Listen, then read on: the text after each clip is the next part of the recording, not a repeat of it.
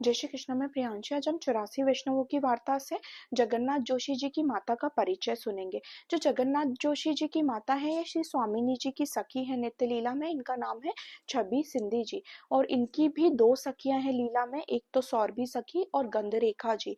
तो जो सौरभी सखी हैं वे जगन्नाथ जोशी जी हुए हैं और जो गंधरेखा जी हैं वे नरहरि जोशी जी हुए हैं, जो इनके यहाँ पर लौकिक में दो पुत्र हुए हैं।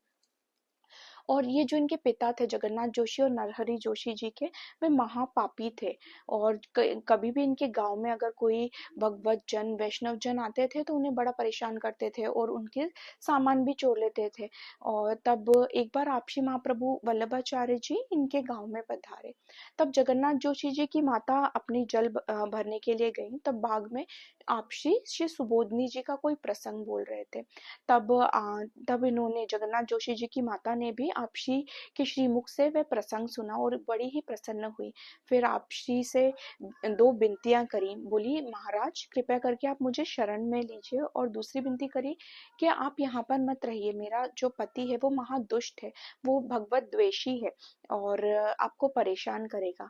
तब आपशी ने उनसे कहा कि तुम अपने पति को जाकर बोलना कि महाप्रभु वल्लभाचार्य जी आपशी यहाँ पर ठहरे हुए हैं। और दूसरी बात, आपशी ने उनसे बोला कि अभी तुम धर्म विरुद्ध जो इंसान है उनके साथ रह रही हो, जो भगवत जनों से वैष्णव जनों से द्वेष रखते हैं उनके साथ रह रही हो, तो तुम अभी श्री ठाकुर जी की सेवा नहीं कर पाओगी।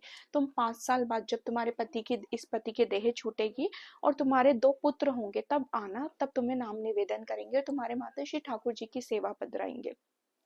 और फिर जगन्नाथ जोशी जी की माता अपना जल जो लेने आई थी वे लेके गई और घर में आकर उन्होंने अपने पति को बताया कि महाप्रभु वल्लभाचार्य जी जो कि परम भगवती है वह यहाँ पे हमारे गांव में आए हैं और यहीं पे ठहरे भी हुए हैं।